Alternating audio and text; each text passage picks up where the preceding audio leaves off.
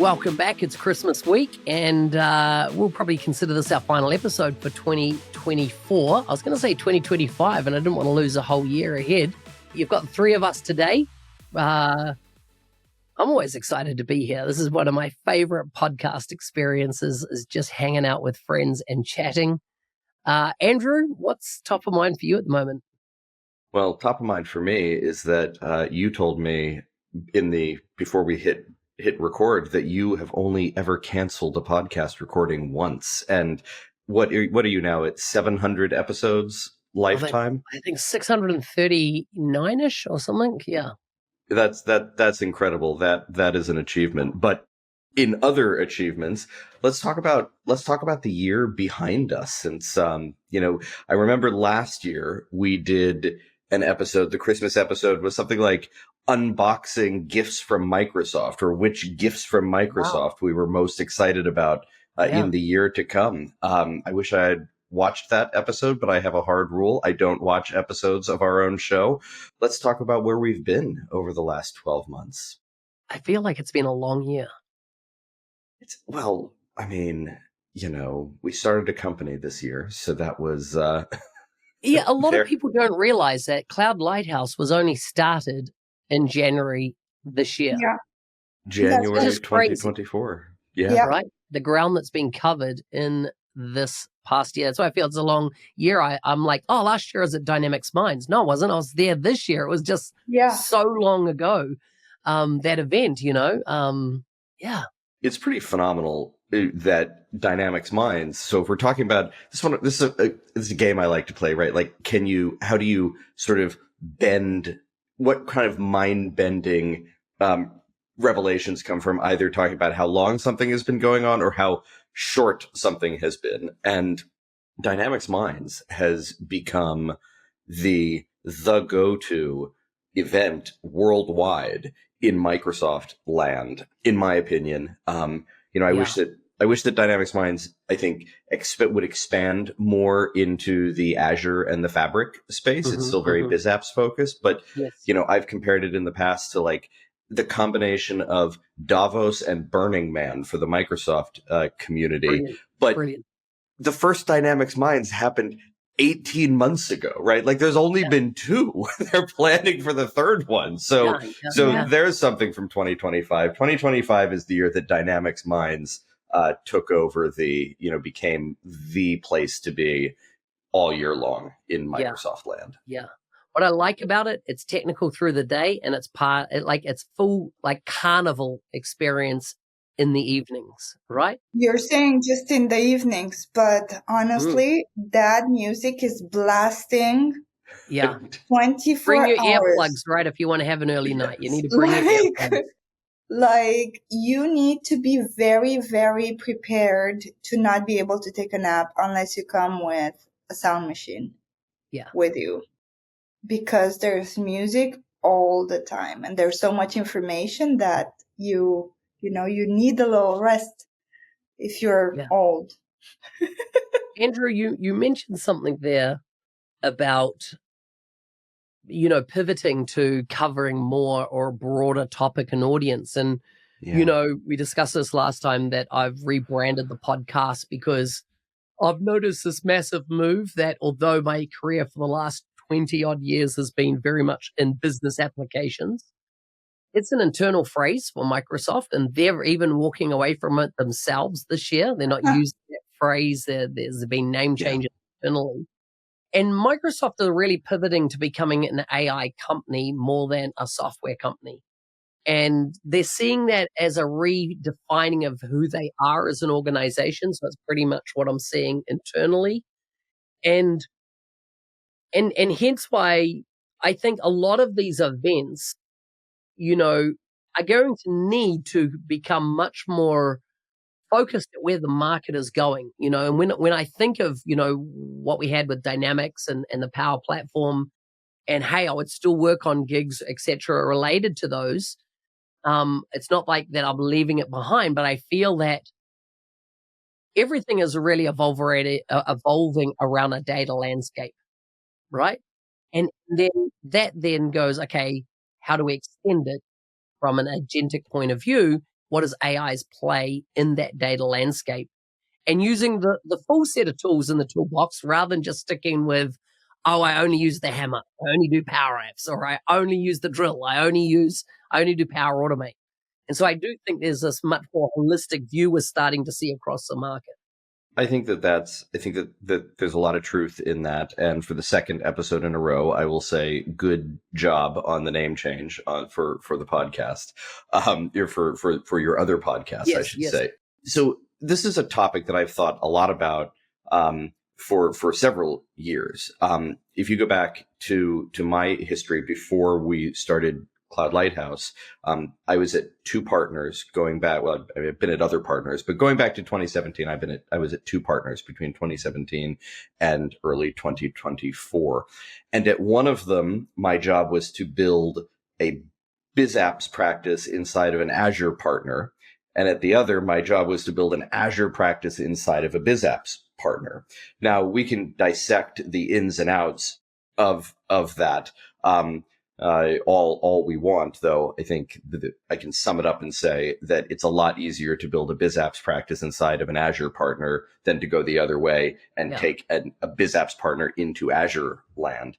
I mean, to be fair, you can even go more granular than that. And before having to build a whole Azure practice, you had to build a Power Platform practice within a Dynamics firm. That was super hard as well. Building a Power Platform practice inside of a Dynamics firm is terrible. Like I'll go on record and say that is the most thankless job that anyone in Microsoft land can have. It's a terrible thing to do. It's insane because it's hard to see the differences.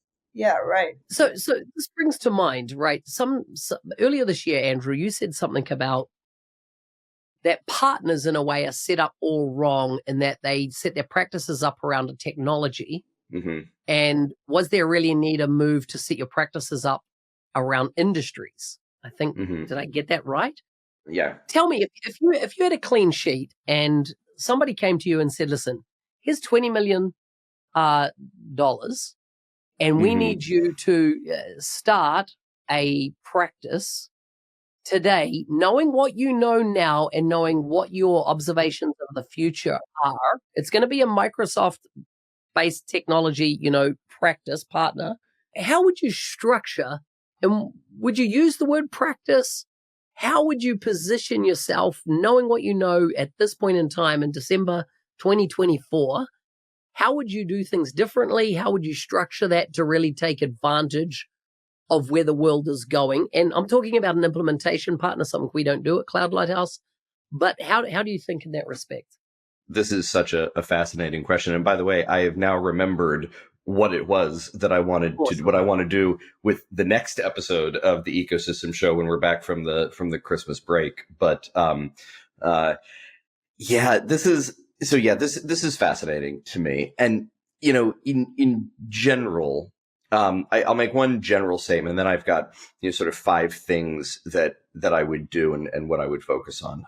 First of all, I really don't like the model. And it's a very old model, and I know why we have it, but I do not like this model of having practices structured around technology areas, right? And to connect this back to how we started the episode, what will we remember about 2024? One of the things that I will remember about 2024 is that I think for the first time, I really started to see this idea that there is no such thing as BizApps, and there's no such thing as data platform, and there's no such thing as Azure, all sort of in isolation. I really started to see that catch on and gain traction amongst others, I think, who don't spend 90% of their working hours thinking about this. So that I think was really positive and promising. So first and foremost, if I were going to, in your scenario, if I were in that situation you described, I would not have a Power Platform practice. I would not have a BizApps practice. I would not have a Fabric practice, and I would not have an M365 or an Azure practice. I think I just named the big product buckets at Microsoft. I wouldn't do it, right? What I would do is I would focus on the whole of cloud, right? I would build, I do think it's very important to give a home, sort of like a family at work to your colleagues and to the people who work there, right? I think that everyone needs to feel like they belong somewhere, but I would try to build a structure of belonging that was less about discrete product areas and really build these intermingled teams, right? Where you're almost forcing the data platform guys and the dynamics guys to work together and to learn from one another. Listen, I think that the era of having a dynamics partner is long gone, right? If you are still sitting out there leading a dynamics partner, you are screwed. Like, you're just done. You may not realize it, but you are super done. Yeah. So first of all, focus on the whole of cloud. Another thing that I would do, and I'm going to move away from technology here, and I'm going to say I would create mechanisms to make it easier for colleagues to work across borders. Okay. If you look at any partner out there that does business in a significant way in more than 2 countries, right? They're in more than 1 country. They start to build these business units, right? And I get why the business unit is built, because oftentimes you need to incorporate in the country you're doing business in. But then these companies make it impossible or very, very difficult to build teams and to hire across borders, right? It's like the French business unit will serve the French customers and the Canadian business unit will serve the Canadian customers. And I think that not only are you doing a disservice to your customers, right, but you're really you're strangling yourself of talent that exists all around the world. And I think that's really foolish. I have 3 more, but I've done a lot of talking, so I'll give you back the floor. I saw that firsthand in my time at IBM, is that they don't have an operating model that goes cross geos. No. And so what would happen is that there would be, let's say, a deal in Europe that I would have been the person that should have been put into play on the deal, right? Yeah. Because I was most knowledgeable around what they were wanting to do. But they have no way of having a charging system or how they do POs internally and how your billing codes work that would allow it to work across borders. Right. And so although they have this overarching name of IBM, and you could replace that with KPMG, EY, any of these big type partners, they have these pockets of talent, but it's not available to their customer base as a whole. It's only available in the geos. And one thing I learned about 8 years ago when I was involved in running a practice in Australia is that when I went into this organization, and we were doing as a company around 800 million a year across a lot of different things. It wasn't just, the Microsoft side of things. This company had been running around 30 odd years, but each state in Australia run their own business independent of every other state. And so it got to the point of absolute frustration for me. And because there would be talent in this state that were on the bench and you couldn't use them in this state because, no, we didn't do that, right? And so, or you had low cost resource because the cost of living in an area was lower that could work on a remote project for a couple of months, would be, the cost of transport, et cetera, not a big issue. And so I resigned from the company. And it was actually the point that Microsoft hired me as an FTE. And I went to my boss and said, it was all done. The contracts were signed. I was going into Microsoft Australia to work at that time. And he said one thing to me: what would it take for you not to leave? And it was never a money issue because I was fine from that perspective. And I said, listen, I would want full autonomy across Australia to bring all the states under one practice. The thing is, we went from 5 million a year to 25 million a year by that simple one change, because we're able to scale and had the tech skill that we could bring to bear the right people to the right projects, no matter the geography. It was just, I know it works when you can work on this kind of, let's hire top talent around the globe, doesn't matter where they are, but we can bring them to bear on the projects where the customer needs it, rather than just because they live in that region. We did this we touched on this in the work-life, as Will put it, the work-life integration episode that we did a few weeks back. I think that it bears repeating, though, that one of the... I get why companies and government agencies, this has actually become big since Donald Trump's election, because the thought is that they're going to call government workers back into the office, right? And I just think that societies, I get why organizations have this urge to call workers back into the office. I think, there's a few reasons, and we don't need to rehash that. But one of the big societal benefits that I think we're missing out on here is that it has not been good. It has not been good to concentrate. It's been good in some ways, but it has not been good, arguably, for broader society to concentrate wealth and economic influence and corporate power. And I'm not talking about this like an anti-corporate warrior, right? I'm just saying, corporations have power and they get concentrated in cities. And, you look at the United States, which I think is a good example, because the United States is not like the United Kingdom where London dwarfs everything else. In the US, you've got New York and you've got Boston, you've got DC and Seattle and San Francisco and Los Angeles and Chicago and Denver. So, but you still have this relatively small number of specific cities where a lot of wealth has become concentrated. And I think that as society, we're just missing the boat if we're not creating the conditions for people to disperse and to, outdoorsy types to go live in the mountains and city types to go live in the cities, and, folks like me who grew up by the sea to go live by the sea, because when we do that, we, as a society, we release all of this brain power and capital, and we disperse it throughout the land, and we create the conditions for people who do live in places without a corporate tech hub to become employed in some of these occupations. And we also inject money into communities that need it. And so I think that that's at the societal level. And then at the corporate level, right? This gets back to what I said. If I were starting an implementation partner from scratch, work across borders, take the borders down I'm going to get quoted here in a soundbite for talking about like we should have open borders. That is not what I'm saying. I'm saying like make it easy for people to work together from wherever they live. And at a personal level, it creates so much freedom to go live the kind of life that you want. It seems like a no-brainer to me all the way around.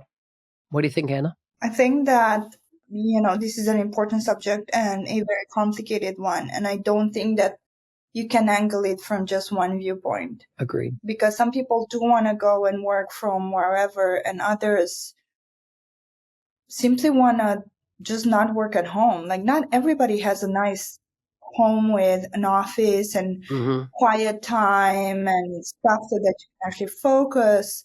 Or not everybody, like, to give you my example, I'm not an extrovert. This means that when I have a problem, I'm going to dig into that problem like crazy until I find a solution. And I find it much easier once I've met my colleagues and like we've spent some time face to face to actually reach out and ask for their help. Now, I'm not saying everybody should go back into the office, and I'm totally supporting the idea that we should be able to work from everywhere, and that definitely will nourish talent. But I do believe that none of the extremes are necessarily good. And I do believe that it's important to allow for some sort of middle ground. Like, for example, we are an association based in London, New York, Hong Kong, Singapore. I don't care, right? Everybody comes back to base, or everybody meets at a conference, or everybody does something every 3 months of the year. It's important.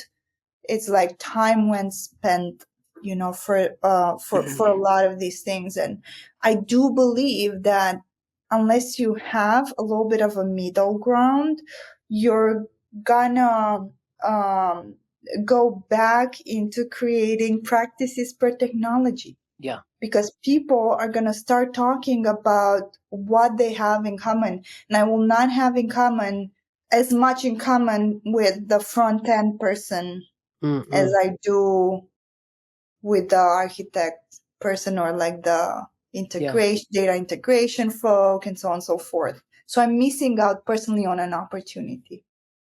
I agree. I'm not advocating for an extreme. I think that you're very correct there. For a long time now, we've all known that the smartest person on this podcast is Anna. Without a doubt at all. And just sharing here, you can see that Anna has now decided to create her own little slice of digital world. And you can see annawelsh.com is the URL there. I highly recommend that you go and see her 15 years of experience is really getting distilled into the posts and stuff that she's writing on based on the top of mind projects, etc. I highly recommend you go check it out. It's great to see her got the site up. And as I say, she's the brightest mind amongst the five of us on the Ecosystem Show. So well done, Anna. Oh, thank you. You are super kind to say that and to like bring up my website. It's, this year, because we're talking about this year has been full of changes, personally and professionally. And as we are talking about Microsoft's direction towards being an AI company and a much more technology integrating company and not wanting to talk about biz apps as much, and how that is changing everything. Like for me, it's just bringing it home.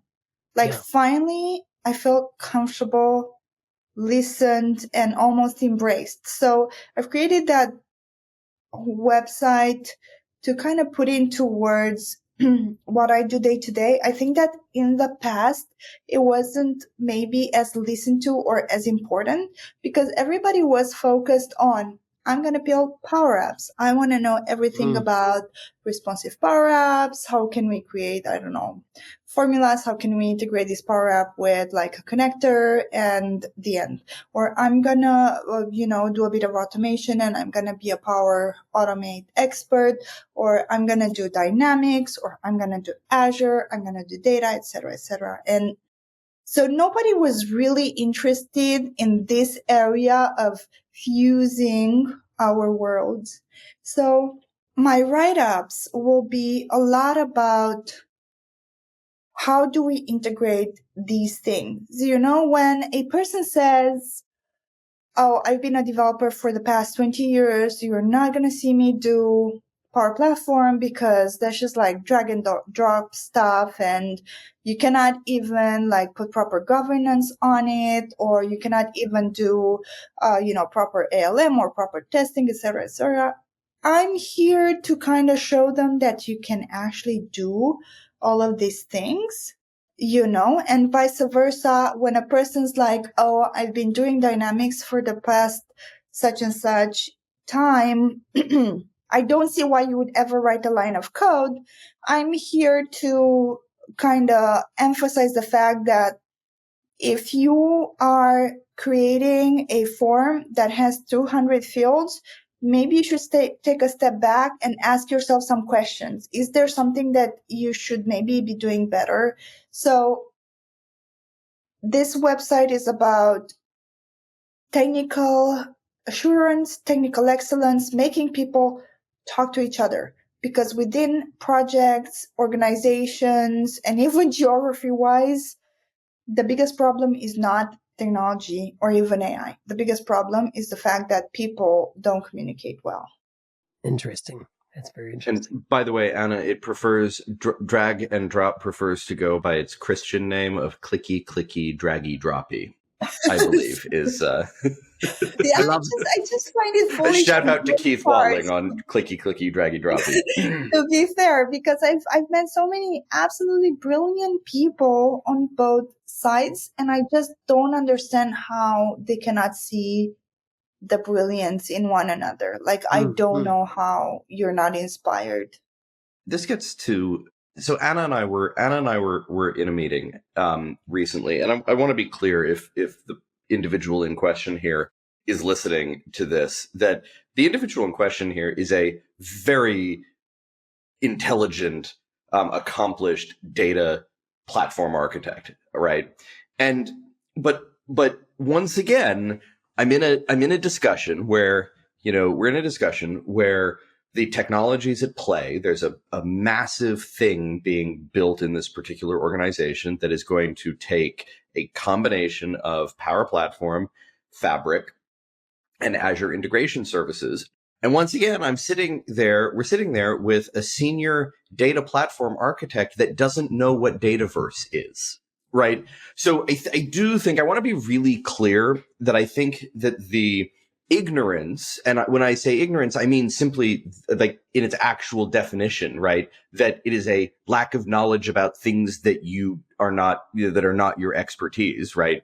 But that lack of knowledge does go both ways. It's not just a bunch of, an army of Dynamics folk who don't know how Azure integration services work. It can also be a data platform architect that has never heard, or not never heard of, but doesn't know how Dataverse works. So yeah, I definitely think that this goes both ways. And these are important things that I started to see thaw a little bit in 2024.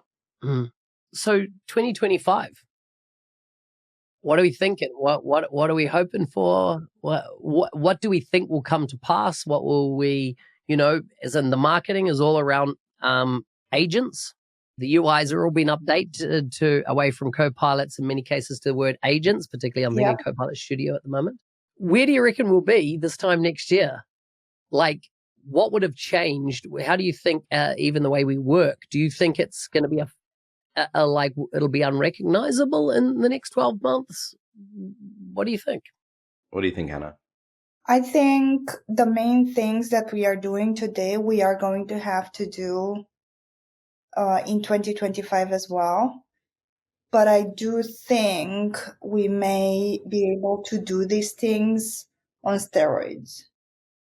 I've started to look into agents, and maybe I'm late to the party. I know there are already a ton of training videos and a lot of things. Agents are not that easy. Yeah, and remember the agents we have at the moment are agents 0.001. They're not real. They're not actual agents for the most part. They're not. No.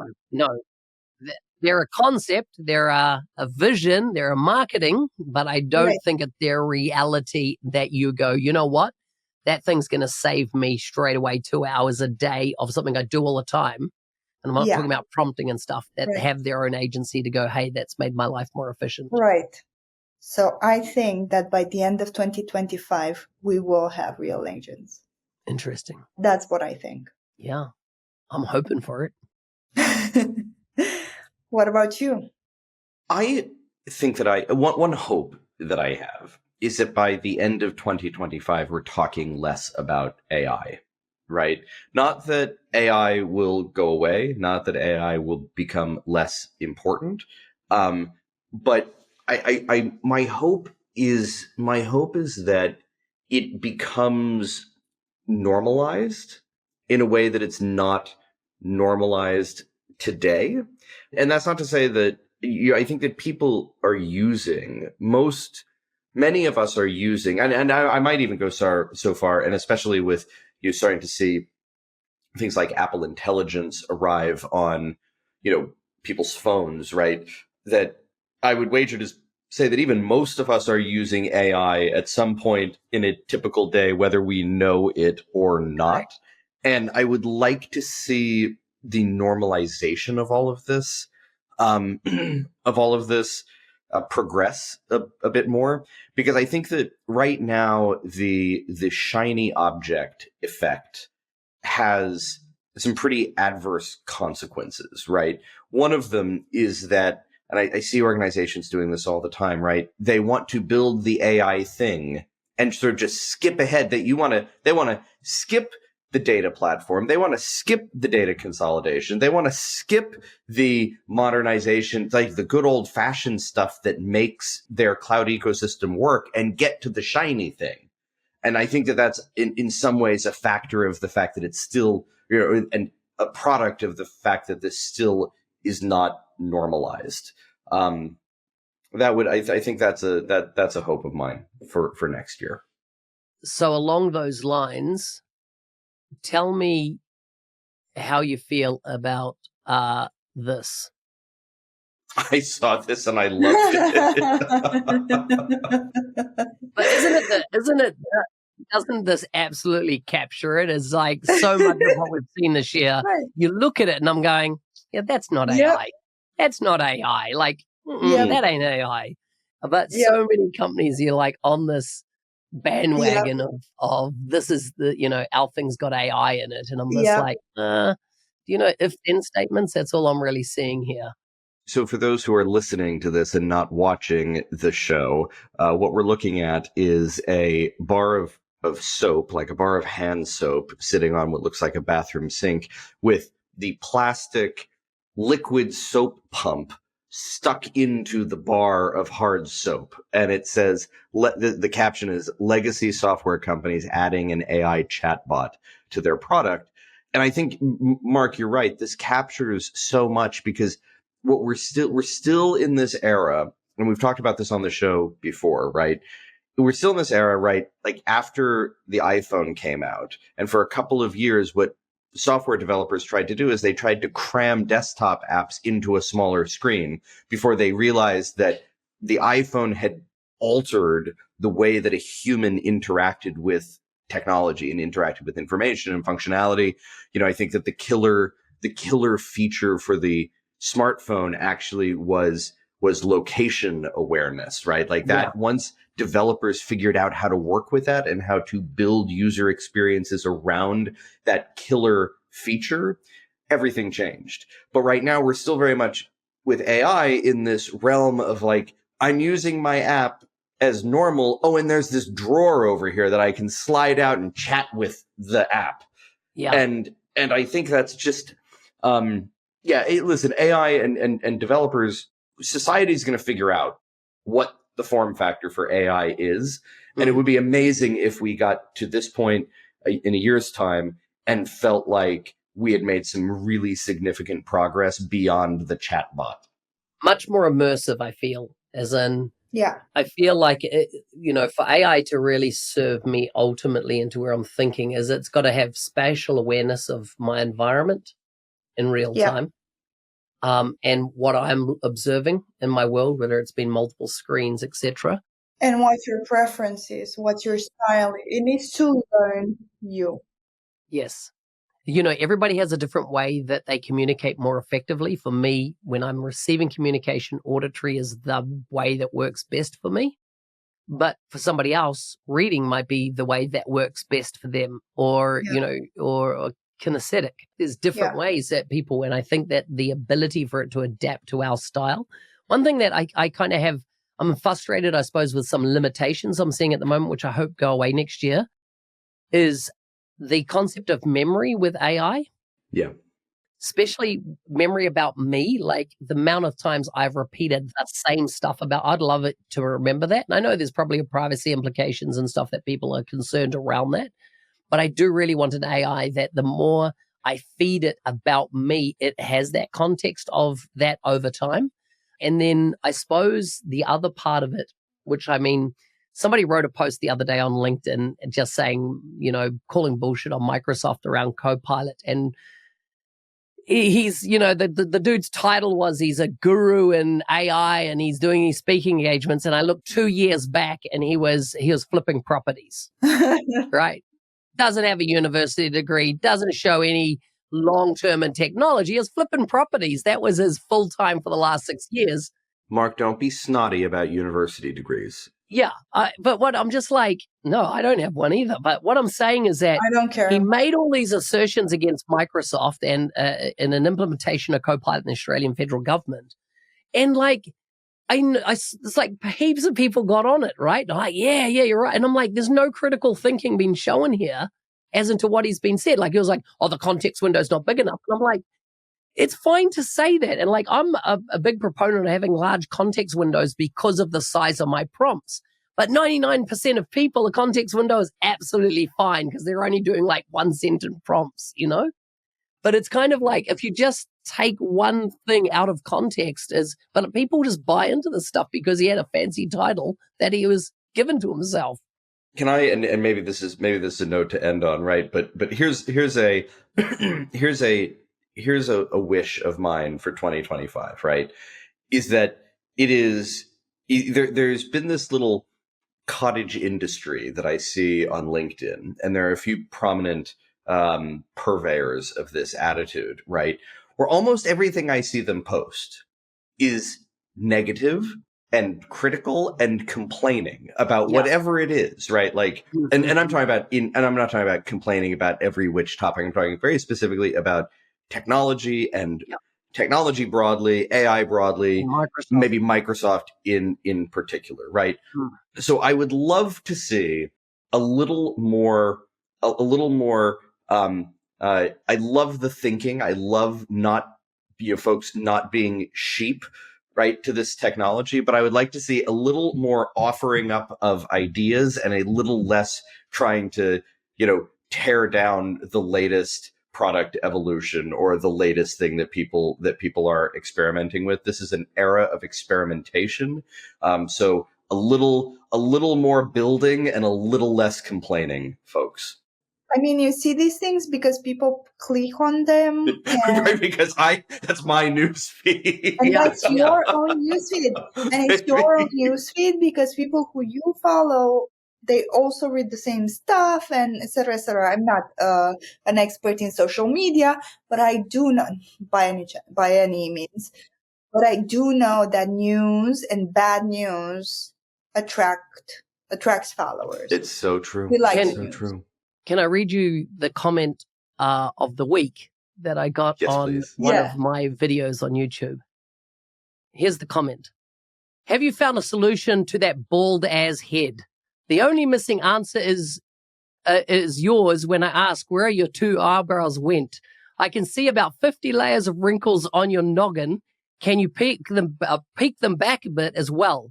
The only consultation is hairline can get it to the time of death from your local nuance. It's these run 2 words together. How can you talk about solutions that stick when you can't even make your hair stick? Oh my God. I'm like, there's some people out there that what they get their pleasure in, right? That was on an AI post video that I did, one of my short videos. That was like, that's a long written post, right? That guy took his time to write that. And I'm like, I just went back and went, that is an outstanding comment. That was was that like one of Vladimir Putin's agentic chatbots got bored? It was from the handle was Sebera Bafar 8706 was the commenter. That sounds super legit, Mark. Yeah, but how like to take the time to comment on my appearance. And I'm happy he commented on my appearance in a way because I know that a lot of females, when they post online, people don't even talk about what they're talking about. They just attack them on their looks. So I feel like, you aged badly. Like you don't look nice or like. Yeah. Well, it's a good thing that Anna is not only the smartest member of the podcast, but also the most beautiful. Exactly. That's objective. Agreed. I mean, look at the competition, Anna. So, yeah, I mean. Exactly. Yeah, I saw an early video of yours this week, Andrew, and wow. Yeah.